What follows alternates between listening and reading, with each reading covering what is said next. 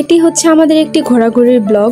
আমরা ঈদের দিন কোথায় কোথায় ঘুরতে গিয়েছিলাম সেটি আজকে তোমাদের সাথে শেয়ার করব একটি ছোট্ট মিনি ব্লগে। একটি নয়, দুটি নয়, বরং 3-4টি প্লেসে আমরা ঘোরাঘুরি করে এসেছি, কিন্তু শেষে আমার মনটা কেন খারাপ হয়ে গেল সেটাও বলবো তোমাদের সাথে। সো হ্যালো এভরিওয়ান, সবাই কেমন আছো? আমি তো বেশ ভালো আছি। তোমাদের সাথে অনেকদিন পর একটি ভিডিও নিয়ে হাজির হয়ে গেলাম।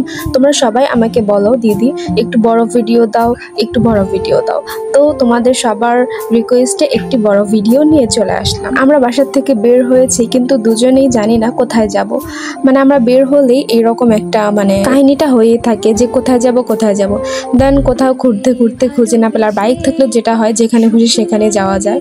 তো ঘুরতে ঘুরতে আমরা চলে গেলাম এসপি পার্কে। সেখানে গিয়ে দেখি এত পরিমাণ রাশ ছিল, বলার মতো না, একদম প্রচন্ড ভিড় ছিল। আর থাকাটাই স্বাভাবিক, যেহেতু ঈদের দিন ছিল। ঈদের দিন রাতের বেলা সবাই বের হয়।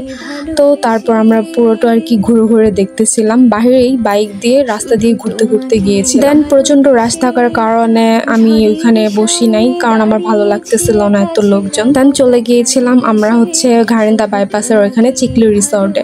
সেখানেও দেখি সেম এক অবস্থা। আসলে পরে তোমাদের দাদাভাই বলতেছিল যে তুমি এমন একটা কথা বলো যে লোকজন আজকে ঈদের দিন তো লোকজন থাকবেই। তারপর ওখানে গিয়ে তেমন কোনো প্লেস পেলাম না বসার জন্য, সব ফিল আপ হয়েছিল। তারপর আমি একটু ভিডিও ক্লিপ নিয়ে নিচ্ছিলাম। দাদাভাই ওই পাশে গিয়ে দাঁড়িয়ে আছে।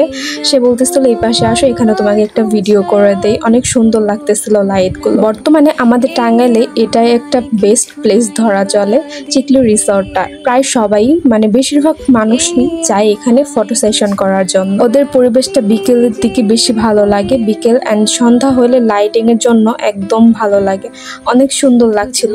দেন ওখানে ঘোরাঘুরি শেষ করে তারপর চলে আসতেছিলাম আবার সেই মন মতো ঘুরতেছিলাম, কই যাই। দেন যাওয়ার মতো ভালো জায়গা খুঁজে পাচ্ছি না। দেন চলে গেলাম উদ্যানে। তারপর মামার থেকে দুইজনে 2টা মালাই চা নিয়ে নিলাম। ওই যে বললাম না যে ঘোরার মতো প্লেস পাচ্ছি না, পরে একই রাস্তা দিয়ে বারবার করে যাচ্ছিলাম, আর চাটা এত গরম ছিল। দেন এবার এসে মন খারাপের কথা, এত লোকজনের জন্য আমি ঠিক মতো ভালো মতো ছবি তুলতে পারি না, এর জন্য আমার মনটা ভীষণ খারাপ ছিল। দেন বাসায় চলে আসি। বাসায় এসেই তারপর আমি 2-1টা ছবি তুলি, আর ছবি তুলতে পারি না দেখে আমার মনটা ভীষণ খারাপ ছিল। এটা তোমাদের দাদাভাইও জেনেছিল আর কি, বুঝতে পেরেছে। ভিডিওটি এই পর্যন্তই। তোমাদের সবার কেমন লাগলো সবাই কিন্তু কমেন্ট করে জানাতে ভুলো না। বাই, দেখা হবে নেক্সট কোনো ভিডিওতে।